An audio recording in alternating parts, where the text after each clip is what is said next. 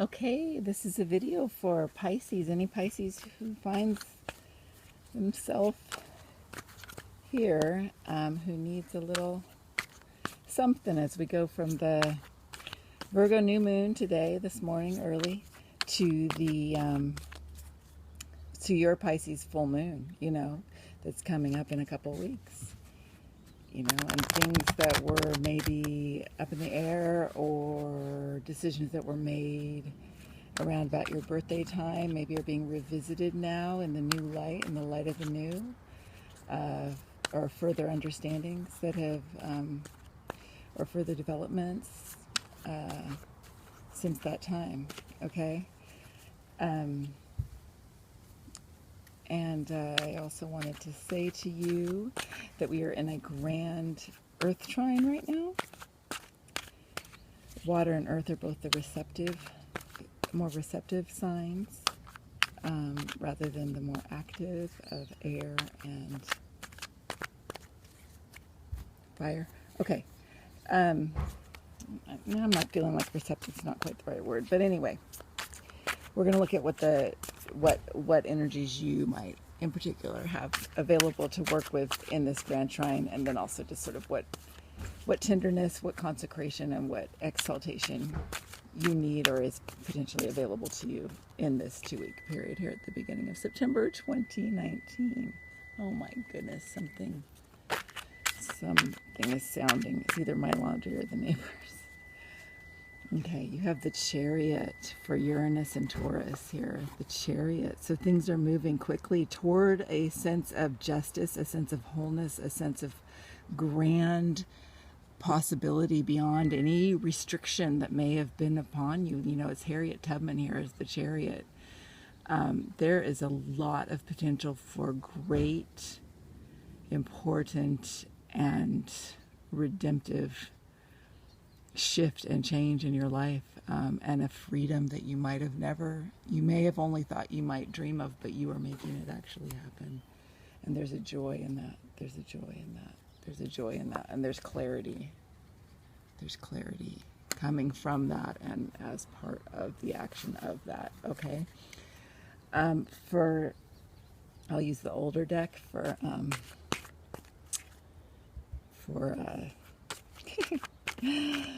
for Saturn in Capricorn. So what's helping you ground this change? How will you make the structure so that you may live in this changed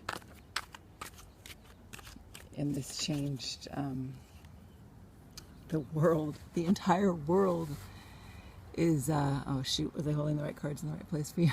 The entire world is conspiring along with you and as part of you, and you as part of it, as we make these great changes toward the grandeur of each soul living in its own gorgeous, true, deep, joyful shape. And we have, okay, the sun is in Virgo, and we've got rose quartz, which is just like indescribable love. And here we have the Emperor. So this is, you are capable of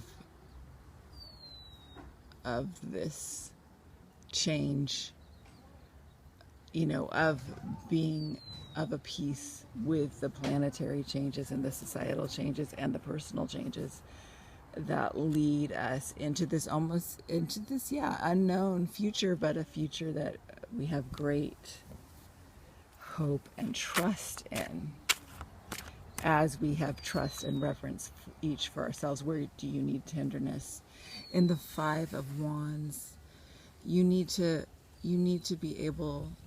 be in situations where you are able to lay your defenses down, where you are able to give and receive tenderness.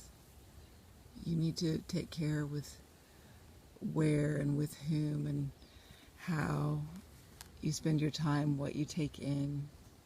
I have to sing that a little bit to Virgo too. So tenderness, that's where you need tenderness. Where do you need, or where is consecration? the making of things sacred, the understanding, the living life as sacred. Where is that available to you? I mean, that's available to you throughout the entirety of your existence, but particularly what needs or is potentially able to be consecrated. The Five of Swords. It's walking.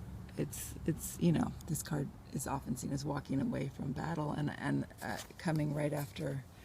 You need to consecrate. It's not okay. You can't just keep living your life in this way where you have to feel like you have to defend the tenderest parts of yourself in order to survive each day. That's not okay. You need to, like Harriet Tubman, take that risk and just have that faith in life and in yourself and that determination to be free, to live a life of clarity and with the potential for structures built from joy. Okay, and then what was the other one? Oh, where you have the potential of exaltation, just absolute, beyond your wildest dreams, comprehension, experience, exaltation. I think of birds. I was out running this morning and I looked up from stretching, and these birds, I felt like just for me, were moving in this beautiful way through their inhabitation, of their society, as they all moved of a piece, but each individually too, near the gorgeous shoreline where there's trash and dirt and cities, but also just these beautiful birds and their wilderness of